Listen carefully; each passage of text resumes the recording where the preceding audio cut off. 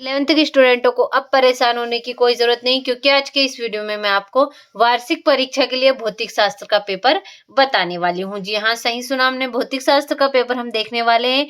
हूबहू यही पेपर आपको परीक्षा हॉल में देखने को मिलने वाला है। तो देखिए, बिना किसी डाउट के देखिए और कंप्लीट करिए। तो पहला प्रश्न होगा आपका, तो देखिए पहला प्रश्न है, सही विकल्प चुनिए। तो ध्रुवों पर जी का मान तो कैसा होता है? अधिक होता है।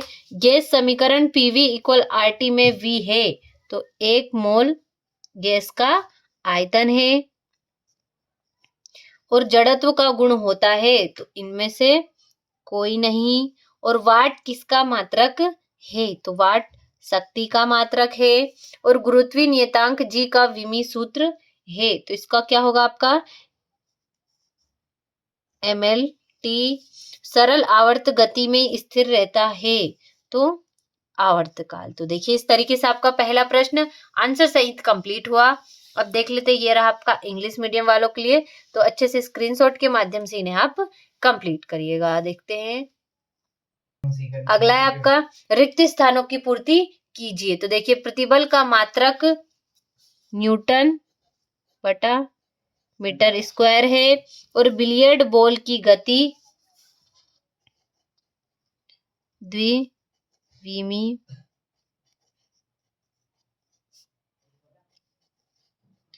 गति होती है। पृथ्वी के केंद्र पर गुरुत्वीय त्वरण का मान 0 होता है। और जी एक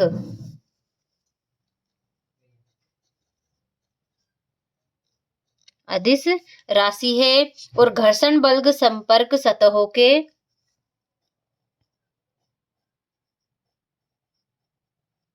क्षेत्रफल से स्वतंत्र होता है। और कार्य एक अदिश राशि है। तो देखिए, इस तरीके से आपका दूसरा प्रश्न कंप्लीट हुआ।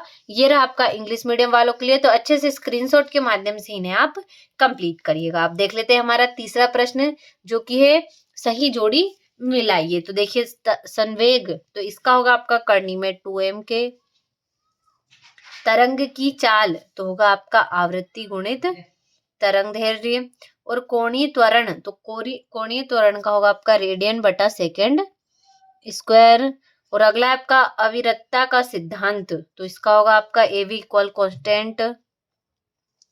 घूर्णन त्रिज्या तो होगा आपका करनी में II/m।